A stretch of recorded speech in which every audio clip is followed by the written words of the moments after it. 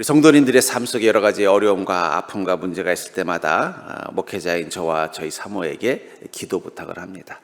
그런 기도 문제를 가지고 기도하면서 어떤 기도에 대해서는 하나님이 빨리 응답하시고 또 어떤 일들에 대해서는 응답해 주지 않고 또 갑작스러운 어떤 문제로 인하여 힘들어하는 성도님들을 보면은 하나님이 조금만 더 나에게 권능을 부어주셨으면 얼마나 좋았을까.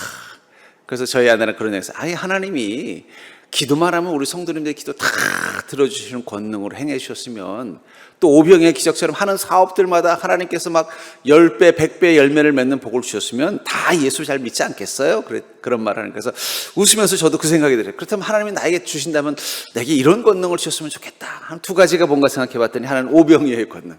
제가 기도하는 사업장마다 다 대박나는 그런 오병이어의 권능과 또 병자 치유의 권능. 모든 병들이 다 치우고 낫는 그 권능만 줘도 제가 목사로 사는 게 좀 편할 것 같은데 하나님께서는 왜 그 권능을 이 성경에 보면 그렇게 풍성하게 주님의 종들에게 주셨던 이 권능을 왜 우리 시대 목회자들에게는 이렇게 인색하실까 하다가 오늘 본문이 그 답이 있는 것이 아닌가 싶어요. 오늘 본문의 내용은 이런 것입니다. 예수님께서 가장 많이 복음을 전하시고 많은 이적을 행했던 곳은 예루살렘이 아닙니다. 우리 지난주 우리 성경 탐구에도 말씀드렸습니다만 가장 많은 이적과 가장 많은 설교를 한 곳이 어디라 그랬죠? 가버나움이에요. 한번 지도를 한번 보여드릴까요? 이 갈릴리 호수 북서쪽에 가버나움이 있고요. 그 위에 오늘 본문에 나온 고라신이 있고 그 오른편에 벳세다가 있는 것입니다. 그러니까 주님께서는 그 지역에서 가장 오랫동안 머무셨고 그곳에서 가장 많이 복음과 이적을 행했습니다. 적어도 예수님의 그 이적 행하심의 80% 이상이 그 가버나움과 그 주변 땅에서 이루어진 일들이라는 거예요. 근데 주님께서는 뭐라고 말씀하세요? 내가 너희들에게 이렇게 권능을 행했는데도 뭐라고 말씀하고 있어요? 권능을 가장 많이 행하신 고울들이 회개하지 아니하므로 그때 책망하셨다라고 말하고 있다는 거예요. 그렇게 많은 권능을 행하신 이 가버나움과 고라신과 벳세다 땅에서 그 많은 권능들을 많은 사람들이 경험했음에도 불구하고 그들이 자신의 죄를 자복하고 회개하는 모습들이 나타나지 않으니까 주님께서 그때 책망하셨다라고 말하고 있다는 것입니다. 이 책망하다라는 말이 오네이디조라는 단어를 쓰는데 이 말은 신랄하게 비판한다는 뜻이에요. 그냥 주님이 야 니들이 왜 그러냐 이런 말이 아니라 엄청나게 화가 나셔가지고 야 벳세다야, 야 고라시나, 야 가버나움아, 내가 너희들에게 그렇게 많은 권능을 행했는데 너희들이 회개할 줄 모르는구나. 내가 차라리 그 권능을 가지고 소돔 가서 했으면 소돔 사람들은 심판받지 않고 다 구원받았을 거다. 저는 그 말씀을 묵상하면서 어쩌면 우리가 잘못 알고 있구나. 주님의 권능이 부족해서 사람들이 주님 곁으로 돌아오지 않는 게 아니라는 거예요. 예수님께서 친히 그 가버나움과 고라신과 벳세다에서 그렇게 많은 병자들을 치료하고 그 놀라운 말씀을 전해줬음에도 불구하고 사람들은 어떻게 했다는 거예요? 회개하지 않더라는 거예요. 변화되지 않더라는 것입니다. 그래서 우리가 문득 어쩌면 지금 우리를 보면 주님은 어떤 마음일까? 마치 그 가버나움에 있었던 사람들, 그 고라신에 있었던 사람들, 벳세다에 있었던 사람들처럼 주님에게 권능은 구하지만 주님을 만나고 자신의 죄를 회개하고 주님 앞에서 거룩하게 거듭난 자로 서는 그 모습을 갖지 못하고 있는 이 세대를 바라보면서 어쩌면 지금 주님께서 우리를 통해서 보기를 원하시는 모습, 그것은 권능을 구하는 자가 아니라 주님 앞에 회개하는 자, 자신의 죄를 자복하는 믿음을 가진 자를 찾고 계신 것은 아닐까. 그래서 그때 깨달았습니다. 하나님께서 이 시대 목회자들에게는 옛날처럼 그렇게 권능 주시지 않는 이유는 그게 더 중요한 게 아니기 때문이라는 거예요. 아니 어쩌면 이미 이곳은 성령 하나님께서 마치 가버나움에 계셨던 예수님, 고라신과 벳세다를 다니셨던 예수님처럼 1970년대, 80년대, 90년대 성령 하나님께서 이곳에 계시면서 엄청나게 많은 권능을 행하셨습니다. 그러나 그 권능이 사람들을 변화시켰나요? 처음에는 그 권능을 보고 예수님 앞에 달려왔던 사람들이 어느 순간 한 사람 두 사람 떠나가고 있다라는 거예요. 마치 지금 이 가버나움과 이 벳세다, 이 고라신과 벳세다에서 처음에 주님이 권능을 행할 때는 많은 사람들이 와서 막 예수님 내 병 낫게 해달라고 그러고 치료해달라고 하면서 막 매달렸던 그 사람들이 한 사람 두 사람 주님께서 이 복음을 전하고 회개하라고 말할 때마다 한 사람 두 사람 떠나간 것처럼 말입니다. 어쩌면 지금 주님께서 이 땅의 권능들에 인색해지신 이유는 주님이 바라는 모습은 권능을 찾아오는 사람들이 아니라 자신의 죄를 예수 그리스도를 통해서 해결받고자 하는 진정한 구원의 갈급함을 가진 자들이 주님을 만나는 그 모습을 보기 원해서일 수도 있겠다는 생각이 들었습니다. 전 그러면서 우리에게는 분명히 지금도 주님의 권능이 필요할 것입니다. 주님께서 이렇게 화를 내셨다고 해서 그 다음에는 권능을 안 행하셨나요? 아닙니다. 여전히 권능을 행하셨지만 주님의 마음은 누구를 찾고 계셨던 거예요? 예수 그리스도를 통해 권능을 얻기를 구하는 자보다 예수 그리스도를 통해 구원을 얻는 자기 찾기를 원하는 자들을 기다리고 계셨다는 것입니다. 그렇다면 이 하나님의 권능을 경험하는 복된 그리스도인이 되기 위해서 가져야 되는 그 회개의 믿음이 어떤 것일까요? 어쩌면 지금 여러분들과 제가 주님 앞에 설 때 우리도 계속 주님 더 많은 권능을 내 인생 가운데 행해 주시옵소서 라고 기도할 것이 아니라 주님 제가 저의 죄를 가지고 주님께 나아가는 자 되게 해 주시옵소서 라고 기도해야 될 때는 아닌가 하는 생각이 듭니다. 그렇다면 이 하나님의 권능을 경험하는 복된 그리스도인이 되기 위해서 가져야 될 그 회개의 믿음은 무엇입니까? 첫 번째, 하나님의 권능은 우리를 죄에서 자유케 하심을 목적으로 한다는 거예요. 하나님은 우리 인생 가운데 권능을 행하시는 궁극적인 목적이 뭐라는 거예요? 우리를 죄에서 자유케 행하시기 위해서라는 것입니다. 23절에 보니까 가버나움아 내가 하늘에서까지 높아지겠느냐 음부에까지 낮아지리라. 내가 내게 행한 모든 권능을 소돔에서 행하였더라면 그 성이 오늘까지 있었으리라. 예수님은 수천 년 전에 소돔성에 가셨었습니다. 사랑하는 이 롯을 만나려고 가셨어요. 하지만 주님은 그들에게 권능을 행하지 않으셨어요. 그들을 이미 심판하기로 결정하셨어요. 그냥 주님은 그 안에 의인 10명만 있나 확인하려고 가셨을 뿐입니다. 그리고 사랑했던 롯과 그의 가족들만 구원하려고 하셨던 거예요. 차라리 그 주님 후회하시는, 내가 차라리 그때 그렇게 하지 않고 가서 한 일주일이든 한 달이든 머물면서 그 소돔 사람들에게 내가 너희들에게 행한 것처럼 죽은 자를 살리고 병든 자를 치료하고 오병의 기적을 일으켰으면 그 악했던 소돔 사람들도 다 나를 만나서 변화됐을 것 같다. 이 말씀하시고 계시더라는 것입니다. 권능을 주신 목적이 뭐라는 거예요? 그들을 소돔성을 구원하기를 원하셨던 주님의 후회처럼 돌이켜 회개해서 심판으로부터 구원받게 하시기 위해서 주님이 권능을 허락하신 것입니다. 근데 우리는 그 부분, 주님의 그 원래 원하시는 마음은 관심 없고 무엇만 관심 있는 거예요? 권능만 말하는 거예요. 누가복음 13장 4절부터 5절에 보면 너에게 이르노니 아니라 너희도 만일 회개하지 아니하면 다 이와 같이 망하리라. 또 실로하면서 망대가 무너져 치어 죽은 18사람이 예루살렘에 거한 다른 모든 사람보다 죄가 더 있는 줄 아느냐? 너에게 이르노니 아니라 너희도 만일 회개하지 아니하면 다 이와 같이 망하리라 하면서 주님께서 이 실로암의 망대가 무너진 사건을 가지고 사람들이 와서 그럽니다. 주님, 그 실로암의 망대가 무너져서 18명이 죽었는데 그 사람들은 무슨 죄가 있어서 이렇게 험한 일을 당했습니까? 왜 주님의 은혜를 못 받았습니까? 말했더니 뭐라고 말씀하셨어요? 너희도 만일 회개하지 않으면 다 이와 같이 망하리라. 이 말을 2번이나 반복하고 계신다는 거예요. 주님 뭘 말씀하시는 거예요? 실로암 망대 사람들이 너희보다 죄가 많아서 벌 받은 거 아니라는 거예요. 너희도 회개하지 않으면 똑같은 심판 앞에 설 수밖에 없다라는 거예요. 근데 왜 그 회개의 영으로 주님 앞에 나오지 못하느냐라고 말씀하고 있다는 것입니다. 주님은 이 땅 가운데 오셔서 자신의 죄를 회개하고 예수 그리스도를 온전히 만나는 영혼들을 찾고 계셨던 것입니다. 사도행전 3장 19절부터 20절에 보면 그러므로 너희가 회개하고 돌이켜 너희 죄 없이 함을 받으라. 이같이 하면 새롭게 되는 날이 주 앞으로부터 이를 것이요 또 주께서 너희를 위하여 예정하신 그리스도 곧 예수를 보내시리니. 여기서 주께서 너희를 위하여 예정하시니라는 말이 주께서 마련하신 위로에 따른 말이 있습니다. 여러분들, 왜 우리가 회개해서 돌이켜 우리의 죄 없이 함을 받느냐? 예수 그리스도에게 우리의 죄를 가지고 가서 회개하는 순간 주님께서 우리의 죄를 사하시는 그것이 우리에게 주는 그것이 무엇을 의미하느냐? 새롭게 되는 나를 경험한다는 거. 무슨 얘기예요? 회개하는 자가 주님의 위로하심, 새롭게 하심의 권능을 경험한다는 것입니다.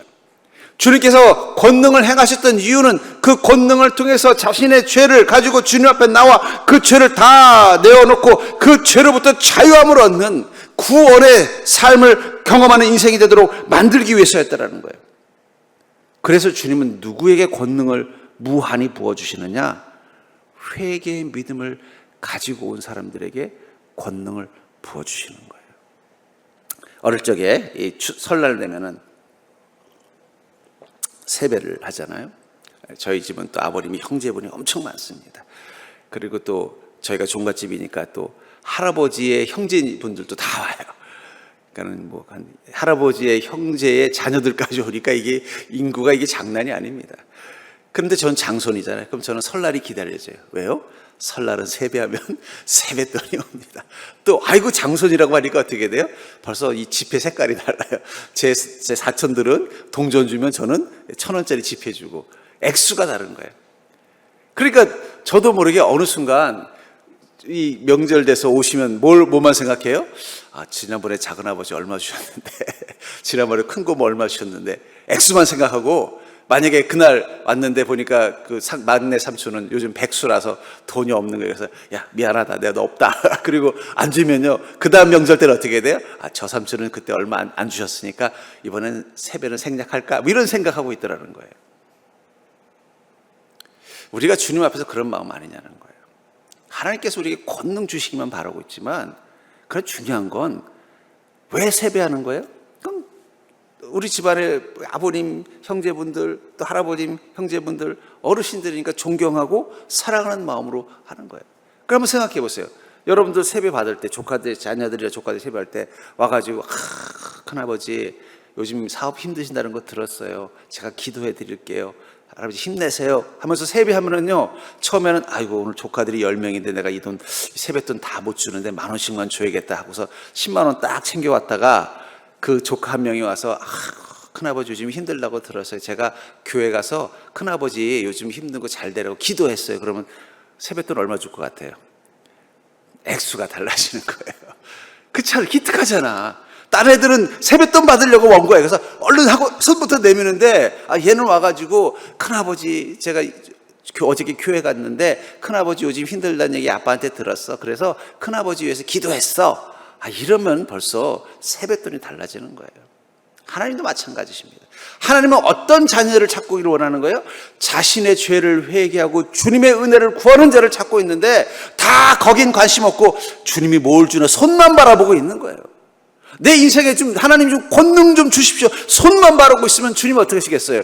주시긴 주시지만 그냥 n분의 1 주는 거예요. 그래, 너도 똑같구나. 뭐 그래, 뭐 내가 그래도 예수님인데 주님인데 널 빈손으로는 못 돌려보내겠고 1,000원짜리 한 장이라도 쥐어주고 하는 거예요. 그럼 받으면서 속으로 그래, 이거밖에 안 주나? 근데 옆에 보니까 아무개 집사는요 1,000원이 아니라 5만 원짜리를 주는 거예요. 그럼 무슨 생각이 들어요? 하나님은 저 집사님만 사랑하나 보다. 억울해하지 말고 왜 하나님이 저 집사님을 더 사랑하는지를 좀 연구를 하세요. 연구를. 왜 그 개는 왜 같은 사촌인데 왜 아무개는 그 삼촌이 5만 원짜리 주고 우리는 1,000원짜리를 줬는지를 이해를 해야 되잖아요. 안 하면 입 나와가지고 아이고 오빠만 5만 원 주고 나는 1,000원 주고 원망만 하고 있더라는 거예요. 왜 5만 원짜리 줬는지를 알아야지.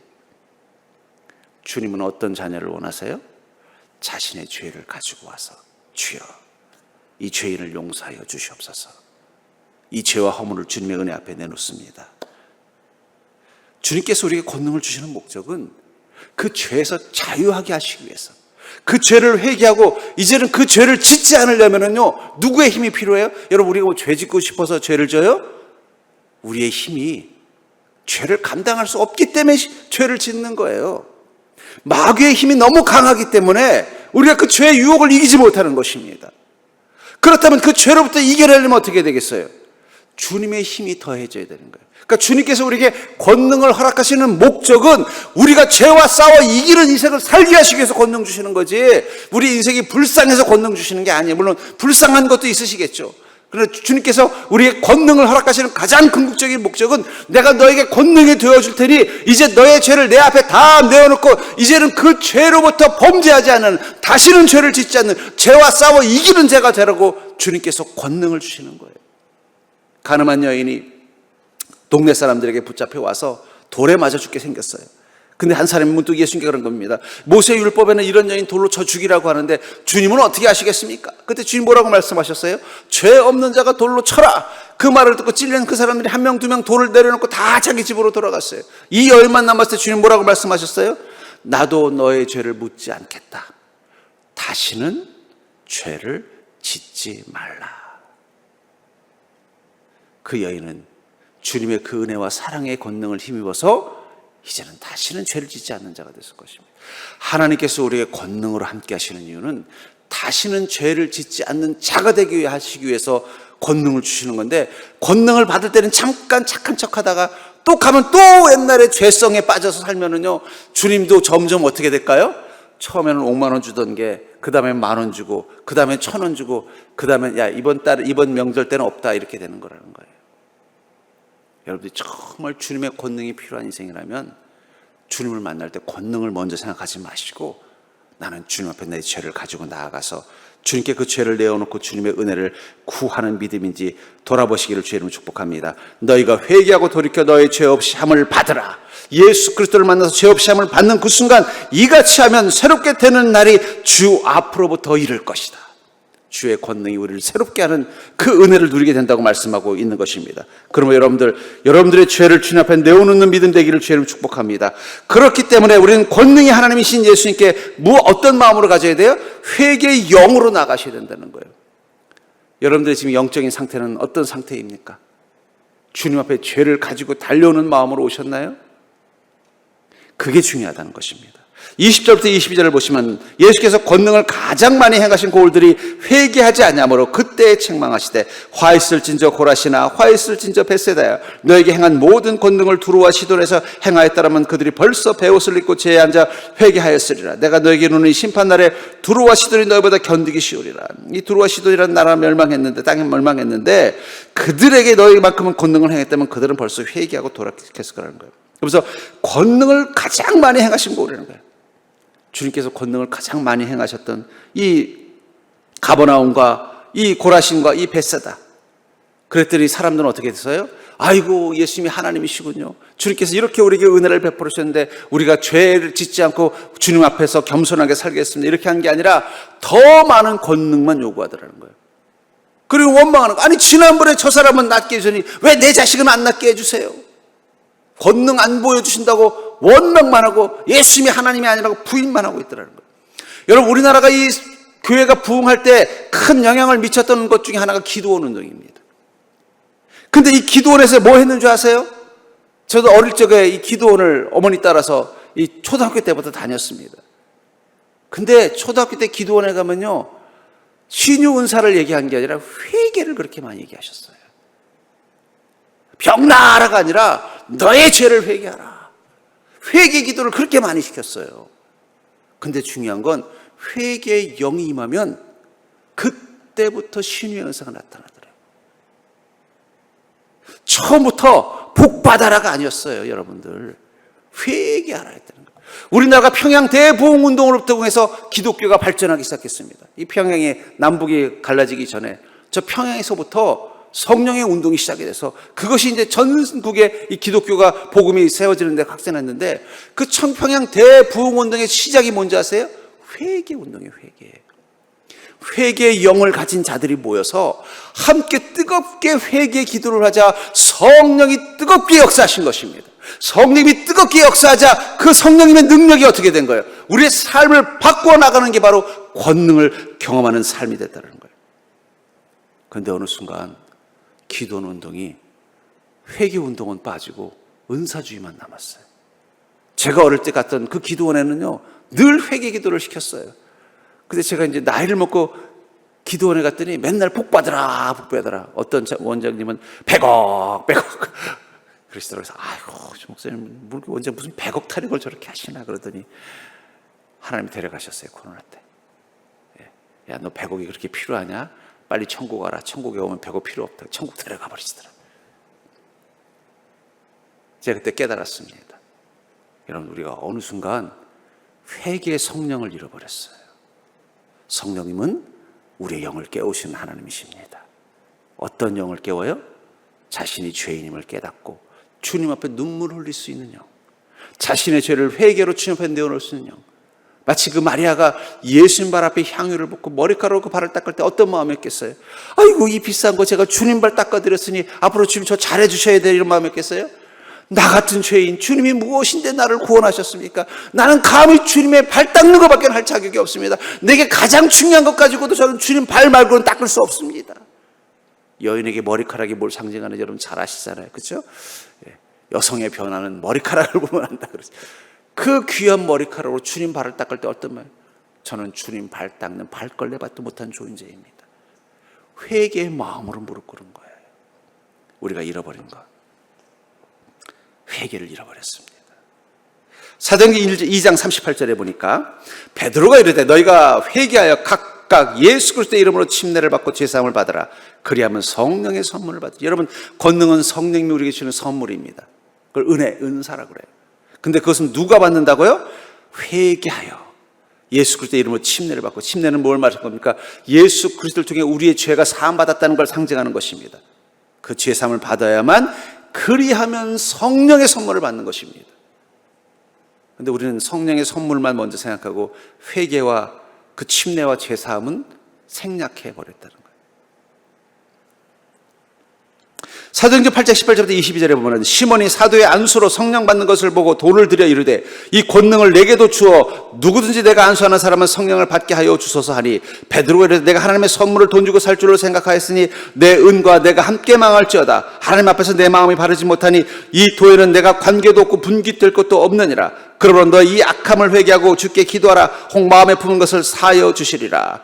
저는 여기서 이 시몬이 이 성령, 사도들의 안수로 성령 받는 걸 보고 돈을 들였다는 말을 보면서 그게 뭘 의미할까요? 시몬이 아유, 저 사도님들 그 얼마짜리요? 나한테도 좀 파시오, 이렇게 했을까요? 그렇게 안 했을 것 같아요. 자기가 아주 전 재산을 다 가지고 와서 우리 사도님들 이렇게 성령이 받게 하는 이 은사를 보니까 너무너무 귀합니다. 이거 사도님들 하는 일들에 쓰십시오. 그리고 저도 좀 그것 좀 받게 해주십시오. 이렇게 하지 않았겠냐는 거예요. 무슨 물건 사듯이 그 얼마 주셨어? 얼마요? 이렇게 하는 건 안 했을 거라는 거예요. 그런데도 주님께서는 뭐라고 말씀하셨어요? 너는 하나님의 선물을 돈 주고 살 줄 아느냐? 내 은과 내가 함께 망할 것이다. 하나님 앞에서 내 마음이 바라지 못하니 이 도에는 내가 관계도 없고 분깃될 것도 없는, 뭘 착각하고 있구나. 성령의 은사와 은혜를 받는 것은 오직 하나. 그 뭐라는 거야? 하나님 앞에 마음이 바라야 된다는 것입니다. 그걸 뭐라고 말? 그러면 너의 이 악함을 회개하고 주께 기도하라.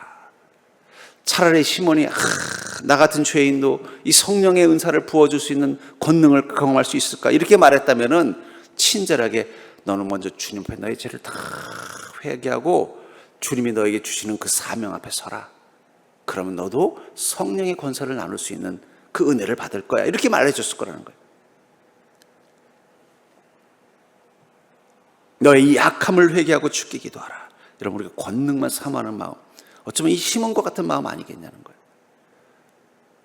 그 마음 가지고 있다면 주님은 권능을 주시려고 하다가도 어떻게 돼요? 도로 거두어 드립니다. 저는 이 시몬이 그 후에 어떻게 되는지 나와 있지 않아요. 근데 물론 나중에 이제 이 시몬의 이것을 가지고서 또 그런 어떤 좀 그런 또 뭐 그런 어떤 잘못된 신앙을 이야기합니다만 바뀌었을 수도 있잖아요. 그럼 제가 어떻게 하면 이 권능을 받겠습니까? 했더니 너의 죄를 다 회개해라. 그 말을 듣고 시몬이 객과천선해 가지고 회개하고 눈물을 흘리면서 예수 그리스도의 제자가 됐다면 주님께서 어떻게 하셨겠어요? 그 시몬이 그렇게 갖고 싶었던 성령의 권능을 부어주는 능력을 주시지 않았겠냐는 거예요. 전 그러면서 어쩌면 지금 우리에게 필요한 게 뭘까요?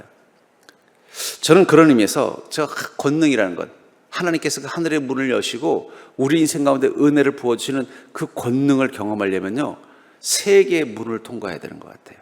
여러분, 집도 여러분들 집에 들어가려면 어떻게 해야 돼요? 저도 아파트에 살지만 먼저 주차장 입구부터 들어가야 돼요. 들어가고 나면요, 그 다음에 현관문 비밀번호 누르고 들어가서 그 다음에 우리 집 현관문 번호 눌러서 들어가야만 비로소 집에 들어가는 것처럼 하나님과 하늘문을 여셔서 우리 인생 가운데 천국의 보화라는 창고를 열어주시고 그걸 누리는 하늘문을 열려면은요, 그 전에 두 개의 현관문을 여셔야 돼요. 첫 번째가 회개의 문을 여셔야 됩니다. 회개의 문이 여러분들의 마음이 열리지 않으면 하늘문까지 갈 수가 없어요. 두 번째가 기도의 문이 열리셔야 돼요. 기도의 문이 열리지 않으면 하늘 문도 열리지 않습니다. 어떤 분은 그래요. 난 아무리 기도해도 기도가 안 나. 기도의 문부터 먼저 열시면 안 돼요. 현관문부터 열어야죠. 출입구 문부터 열어야죠.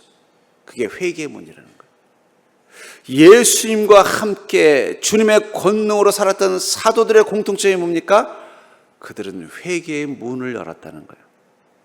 베드로가 회개의 문을 열기 전까지는 주님의 권능을 제대로 행하지 못했어요. 귀신 쫓으려다가 안 되니까 어떻게 했어요? 귀신 들인 아들을 둔 아버지가 당신들 뭐 예수님 따라다니는 별로 신통하지도 않아요. 그래서 예수께 직접 찾아와서 어떻게 해요? 우리 아들 병 낫게 해달라고 그랬잖아요. 그러다 그가 예수 그리스도를 3번 부인하고 나서 깨달은 게 뭐예요? 어쩌면 주님께서는 베드로가 자신을 3번 부인하도록 기다려 주셨는지도 몰라요. 그때서 자기가 누구란 걸 깨달았어요? 죄인이란 걸 깨달았던 거예요. 자기는 괜찮은 자인 줄 알았던 거예요. 나는 주님과 함께 불 속에도 들어갈 수 있어. 주님과 함께 죽을 수도 있어. 걱정하지만 난 주님을 그렇게 사랑해 했던 그가 예수님을 죽음의 공포 앞에서 3번 부인한 그 순간, 또 사도 요한은 어때요? 벌거벗고 도망가 버렸습니다. 무서워가지고. 그 순간 깨달은 거예요. 난 죄인이구나.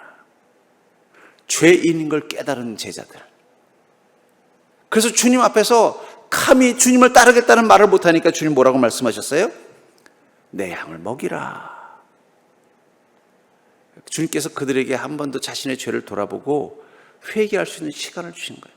그때 어쩌면 제자들은 회개의 문이 열린 것입니다.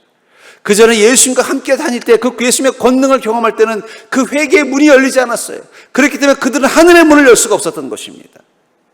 근데 주님을 3번 부인한, 주님의 부활을 믿지 못한, 주님이 잡혀 들어가시는 그날 숨고 도망갔던 그 순간 그들은 자신들이 죄인인 걸 비로소 온전히 깨닫고 회개의 문이 열리자 그 다음부터 그들의 삶 가운데 하늘의 문이 열린 거예요.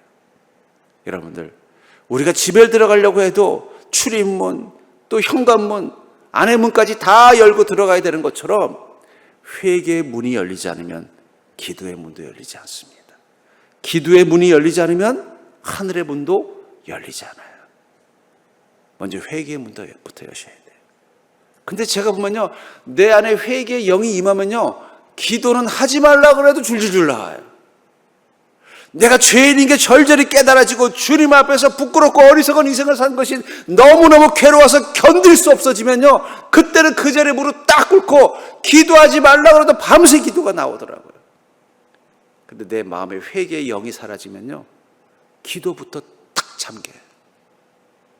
기도를 해도 내가 정말 진정으로 하나님께 기도했나? 안 한 것 같이 느껴지는 거예요. 기도가 잠겼으니까 어떻게 돼요? 하늘문도 안 열리는 거예요. 권능을 공급할 수 있는 하늘 창고문도 잠겨 있는 것입니다.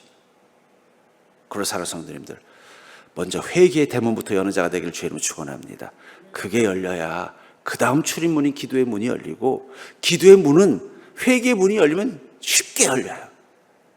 회개의 문이 열리면요, 기도의 문은 잘 열려요. 왜냐하면 비밀번호가 똑같아요. 저희 집처럼 똑같기 때문에 쉽게 열려요. 하늘 문은요, 우리가 여는 게 아니에요. 하나님이 벌써 안에서 인기척 소리 들으시고 기도의 문만 열고 들어와서 열어주십니다. 그러니까 우리는 하나만 하면 돼요. 뭐만 하면 돼요? 회개의 문만 열면 돼요. 옆 사람 보기 할까요? 다른 고민하지 말고 회개의 문부터 엽시다. 그럼 그 다음은 손쉽게 열리는 거예요. 우린 자꾸 왜 하나님 하늘문 안 열어주세요? 그럼 주님 뭐라 그래요? 야, 현관문부터 열어라. 출입문부터 열어라. 나 기다리고 있다. 네가 기도의 문 열고 들어오기만 하면 내가 이 문을 언제든지 열어줄 준비가. 그 하늘 문은 주님이 열어주시려고 문고리 잡고 계세요. 그 열리면 그때부터 권능이 임하는 것입니다. 지금 우리에게 필요한 거, 다시 회개의 문을 여는 것입니다. 가끔 여러분들 출입문 비밀번호 까먹을 때 있죠? 저도 가끔씩은 깜빡하다 가만히 있어봐. 그래서 제가 외우기 쉬운 비밀번호, 저희 집 출입문 비밀번호 힌트 가르쳐 드릴게요. 저희 아버님 생일입니다. 여러분들 모를 거예요. 제가 저희 아버님, 돌아가신 아버님 생일을 안 잊어버리려고 일부러 그 번호로 딱 해놨어요. 근데 가끔씩 까먹더라고요. 맞아, 아버지 생일이었지. 어느 순간 우리가 회개를 잃어버렸어요. 다시 회복하시기를 바랍니다. 세 번째로, 그렇기 때문에 먼저 죄를 자복하는 기도에 집중하십시오. 우린 지금 딴 거 신경 쓸 때 회개부터 시작하세요. 여러분, 회개하면 나머지는 그냥 자동적인 것입니다. 사무엘상 7장 3절부터 6절에 보면 이스라엘 민족이 블레셋에게 끊임없이 전쟁에 패하고 나중에는 제사장인 엘리도 죽고 홈리와 비나스도 죽고 또 언약궤도 빼앗기는 수모를 당했습니다. 그러니까 늘 이 블레셋에게 시달리는 거예요. 이게 블레셋이 쳐들어온다는 건 뭘 의미하느냐? 단순히 전쟁을 치른 게 아니라 블레셋은 언제 쳐들어오느냐? 가을에 추수할 때 쳐들어옵니다. 와서 어떻게 돼요? 농사 지은 거 싹 쓸어가는 거예요. 그러면 또 어떻게 돼요? 겨우내 고생하고 굶주리고 보릿고개 넘겨서 또 가을에 농사 지어놓으면 또 와서 싹 쓸고 가는 거예요. 그러니까 블레셋 때문에 살기가 힘든 거예요. 그런 그들이 이제 사무엘을 지도자로 세웠을 때 사무엘이 이렇게 말합니다. 사무엘이 이스라엘 온 족속에게 말하되 만일 너희가 전심으로 여호와께 돌아오려거든 이방 신들과 아스타로스를 너희 중에서 제거하고 너희 마음을 여호와께로 향하여 그만을 섬기라. 그러면 너희를 블레셋 사람의 손에서 건져내시리라. 이에 이스라엘 자손이 바알들과 아스타로스를 제거하고 여호와만 섬기니라. 사무엘이 이르되 온 이스라엘은 미스바로 모이라. 내가 너희를 위하여 여호와께 기도하리라 하며 그들이 미스바에 모여 물을 길어 여호와 앞에 붓고 그날 종일 금식하고 거기에 이르러 이르되 우리가 여호와께 범죄하였나이다 하니라. 사무엘이 미스바에서 이스라엘 자손을 다스리니라. 아까도 말한 것처럼 블레셋 군대가 쳐들어온다는 건 단순히 전쟁에 패한 게 아니라 경제적으로도 힘들어진다는 걸 의미하는 거예요. 와가지고 어떻게 해야 돼요? 곡식들, 재산들 다 빼앗아가죠. 또 자기네들 부릴 종이 없으면은 또 가족들 다 빼앗아가서 종으로 써버리죠. 맨날 이스라엘 댁은 피폐한 거예요. 가난과 또 가족을 잃어버린 슬픔과 고통 속에 사는 거예요.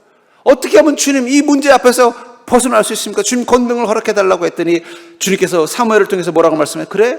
그런 마음이 있으면 너희 안에 있는 모든 죄와 우상들을 다 벗어버리고 미스바로 모여라. 그래서 그들이 이제 사무엘을 통해서 하나님께서 권능을 허락하셔서 이제 이 블레셋으로부터 지긋지긋하게 시달리는 이 핍박으로부터 자유함을 얻을 수 있구나 기대하고 왔더니 어떻게 했다는 거예요? 그날 종일 금식하고 거기서 이르되 우리가 여호와께 범죄하였나이다 하니라. 뭐 했다는 거예요? 하나님 블레셋 좀 쫓아내주세요. 이스라엘 민족 좀 다시는 이런 어려운 일을 당하지 않도록 도와주세요 한 게 아니라 회개 기도를 시켰다는 거예요.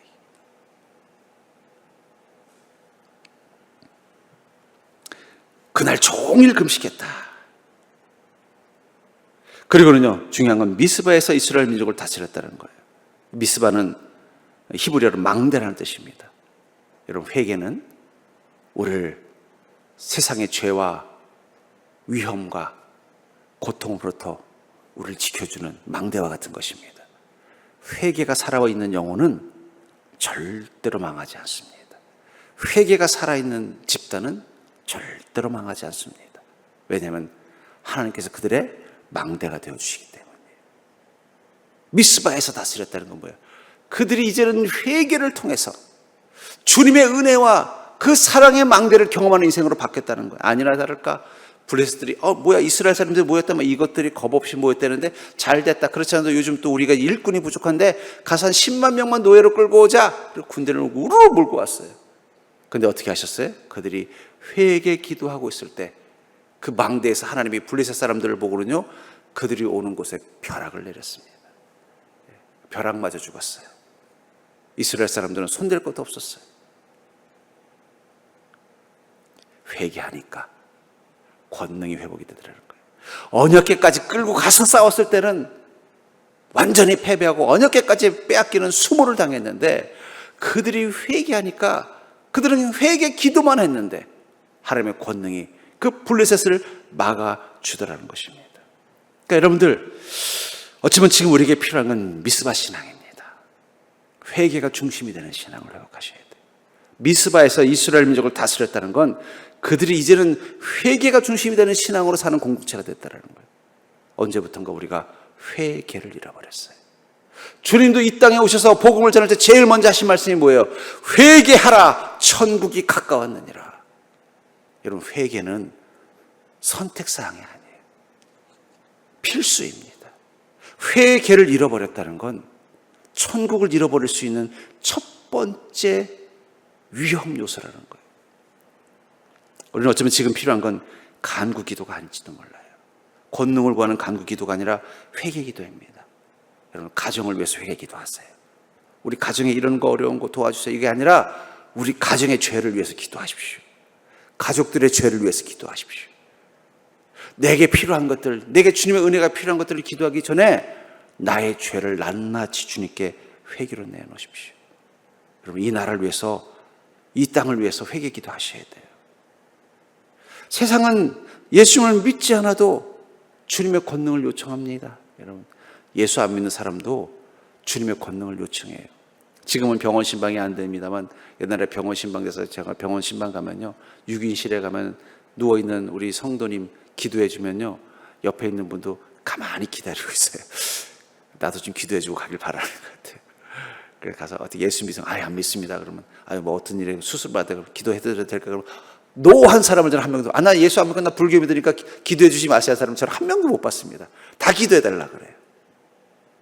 세상도 하나님의 권능을 원합니다. 근데 하나님이 듣고 싶은 기도의 소리는 뭐예요? 회개 기도예요. 왜 이 땅에 권능이 사라졌을까? 주님이 이 마음인 거예요. 내가 너희들에게 이렇게 권능을 행했는데 너희들은 어떻게 회개도 하라니? 내가 너희들에게 그 행했던 권능을 차라리 시돈과 두로에 가서 하거나 소돔에 가서 했으면 오히려 더 나을 뻔했다. 내가 후회하고 있다고 말씀하고 있다는 거예요. 주님, 왜 우리에게 요즘 권능을 안 주십니까? 왜 응답을 안 주십니까? 주님, 요즘 왜 이렇게 인색하셨어요? 주님 후회하고 계신지도 몰라요. 우리가 회개를 잃어버리는 순간 주님이 우리를 사랑하신 것, 우리에게 권능을 행하신 걸 후회하고 계실지도 모른다는 거예요. 주님의 그 마음을 바꿀 수 있는 건 딱 하나입니다. 회개입니다. 여러분, 회개 기도를 시작하십시오. 한번 결단 있게 권능을 구하는 기도를 한번 멈춰보세요. 어차피 아까도 말했잖아요. 회개 문이 안 열리면 하늘 문은 택도 없는 겁니다. 회개 문이 열리면 하늘 문은 주님이 열어주시는 거예요. 권능은 주님이 주시는 것이지 우리가 달라고 조른다고 주시는 게 아니에요. 하지만 회개하면 주님은 권능으로 함께 하십니다. 그렇다면 지금 우리에게 필요한 건 뭘까요? 회개입니다. 간구 기도 좀 내려놓으시고 이제 정말 회개 기도를 한번 해보세요. 회개 기도. 회개하는 간절함, 회개하는 마음으로 주님께 한번 기도를 시작해 보십시오. 여러분들이 간구하고 싶었던 것들 이제는 한번 꼭 참고서 마음속에 내려놓으시고 오늘부터 회개의 기도, 내 안에 있는 죄에 대한 회개의 기도, 우리 가족들의 죄에 대한 회개의 기도, 우리 공동체의 죄에 대한 회개의 기도, 직장에 필요한 간구 있죠? 그 직장의 회개의 기도, 직장을 위한 회개의 기도, 회개의 기도를 먼저 회복하십시오.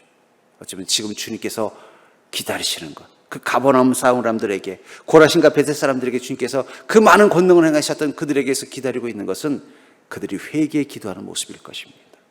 주님은 그 마음 가지고 우리를 기다리고 계십니다. 지금 여러분들에게 필요한 것, 그것은 회개인 줄 믿으시기 바랍니다.